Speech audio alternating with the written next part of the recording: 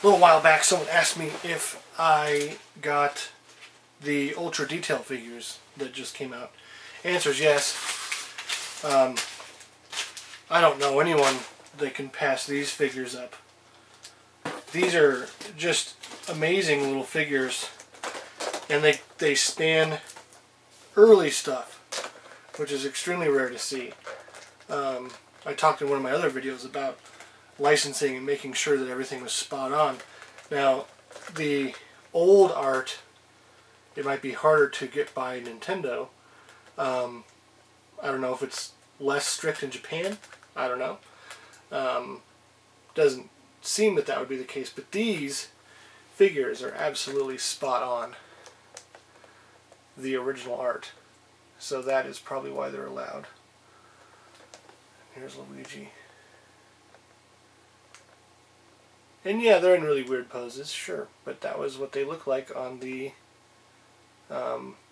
marquee art on the arcade cabinet, and Luigi was on a pipe, which is why he's in such a weird pose.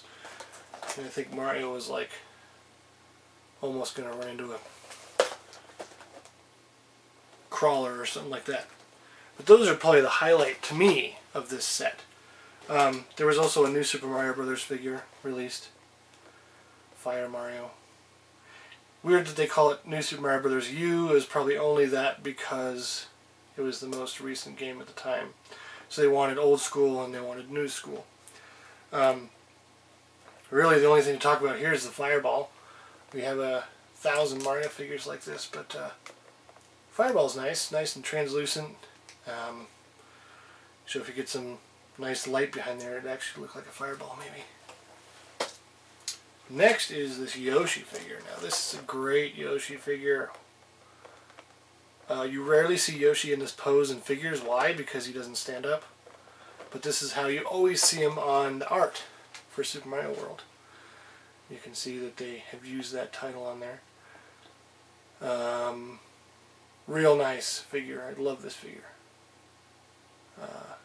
Because they always have him standing, obviously, for sculpting purposes, but also the elongated neck, like they seem to lose that proportion for some reason.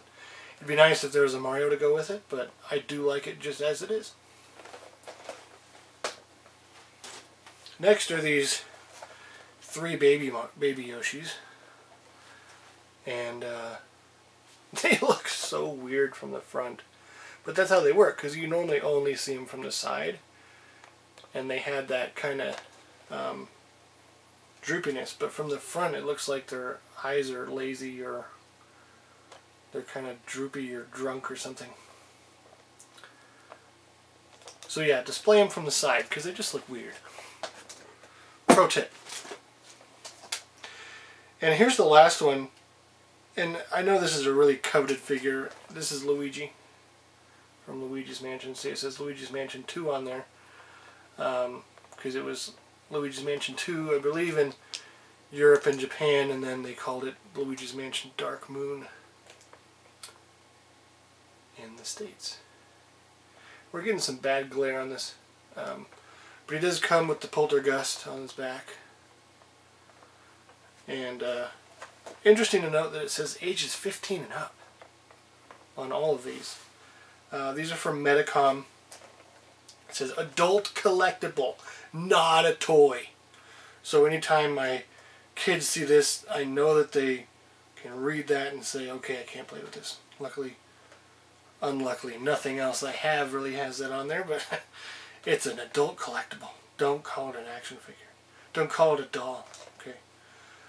Recommended 15 and up, but it does have the choking hazard because it has to. Ultra Detail figure. And it has medicomtoy.co.jp and the bearbrick.com, because they also do a lot of bear brick stuff. And let's see, it does have all the copyrights: 1983, 1990, 2012, and 2013. Someone recently asked me why we see all those dates on figures. That's because the license exists from that date, so that sometimes we may be wrong about the actual date a figure came out, because the copyright would only have the license of the year the game came out, or the figure, or the character. So when the figure comes out, sometimes it's a little bit later. But most of the time these days they're able to pump it out same year.